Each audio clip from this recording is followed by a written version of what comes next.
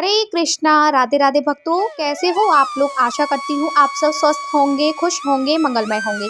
आप सभी का फिर से स्वागत है मेरे चैनल छोटे लड्डू गोपाल में। काफ़ी लोगों की यह प्रॉब्लम होती है कि हमारे घर पर नॉनवेज बनता है तो हम उन बर्तनों में लड्डू गोपाल का भोग कैसे लगाएं। हमारे घर पर सभी लोग नॉनवेज खाते हैं लेकिन हम लड्डू गोपाल की सेवा करना चाहते हैं, तो ऐसे में हम क्या करें। हमें लड्डू गोपाल की सेवा भी करनी है लेकिन हम किसी को नॉनवेज खाने से मना भी नहीं कर सकते। आपके इन सब डाउटों को मैं आज की वीडियो के माध्यम से क्लियर कर दूंगी। तो आइए वीडियो स्टार्ट करते हैं। प्लीज़ वीडियो को बिल्कुल भी स्किप ना करें। तो आइए शुरू करते हैं।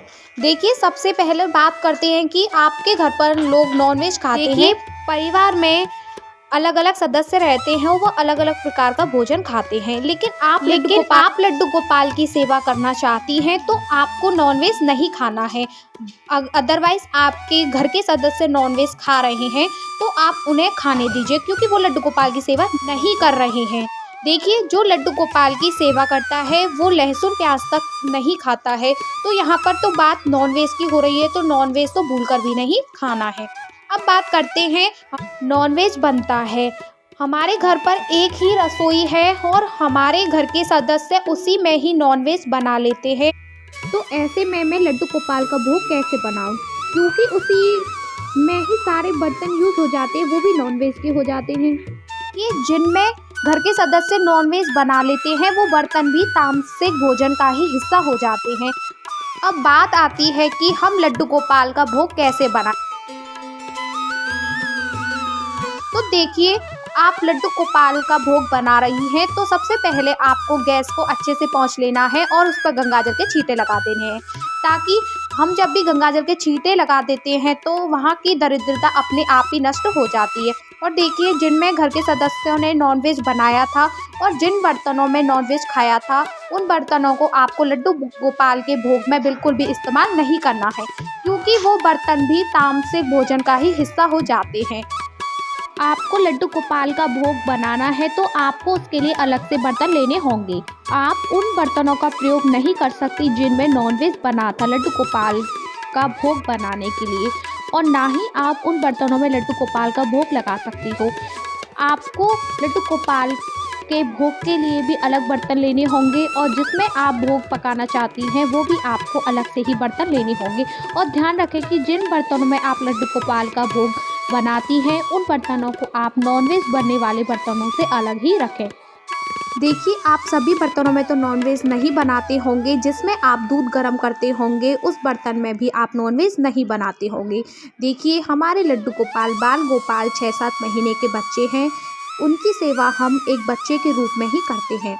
उन्हें हम एक बच्चे की तरह ही लाड लगाते हैं।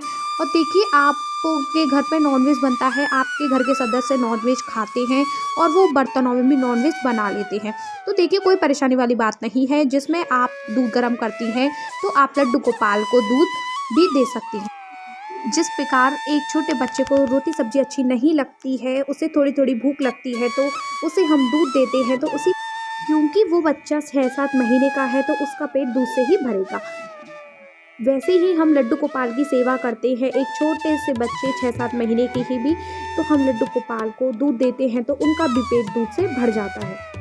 आपको लड्डू गोपाल को दूध का भोग दिन में कम से कम 4 बार ही देना है।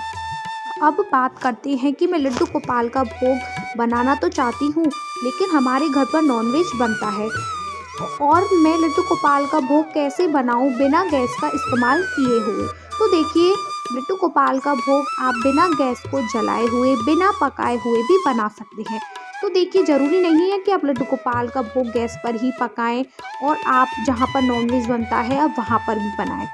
आप लड्डू गोपाल को ड्राई फ्रूट्स का भी भोग लगा सकती हो, जैसे किशमिश, बादाम, काजू, छुहारे आदि।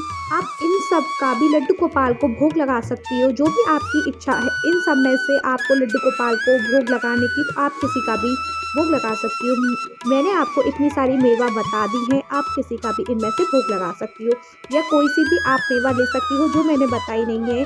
आपका मन है उस मेवा को खिलाने का तो आप वो भी मेवा खिला सकती हो। अब बारी आती है कि मुझे लड्डू गोपाल के लिए कोई ड्रिंक बनानी है, लेकिन मेरे घर पर तो नॉनवेज बनती है, तो मैं वो ड्रिंक कैसे बनाऊँ। देखिए, आपके घर पर नॉनवेज बनता है और आप उस रसोई में लड्डू गोपाल के लिए भोग नहीं बनाना चाहती हैं तो कोई बात नहीं, आप लड्डू गोपाल के लिए लस्सी भी बना सकती हैं। आप लड्डू गोपाल को लस्सी पिला सकती हैं, फ्रूट का जूस पिला सकती हैं। आप बिना गैस जलाए हुए, बिना भोजन पकाए हुए भी लड्डू गोपाल का भोग लगा सकती हैं। वो कैसे लगाएं तो वो भी जान लेते हैं। देखिए, आप लड्डू गोपाल को फलों का भी भोग लगा सकती हैं। फलों में तो काफ़ी सारी चीज़ें हैं आप जिनका लड्डू गोपाल को भोग लगा सकती हैं, जैसे आम, केला, पपीता, संतरा, चीकू, अमरूद, अनाशपाती, अनन्नास आदि। आप इनमें से किसी का भी लड्डू गोपाल को भोग लगा सकती हैं। इनमें ना तो आपको गैस की आवश्यकता होगी और ना ही पकाने की। और देखिए, आपको उन बर्तनों में लड्डू गोपाल का भोग नहीं लगा सकती हैं जिनमें आपके घर के सदस्य नॉनवेज खाते हैं।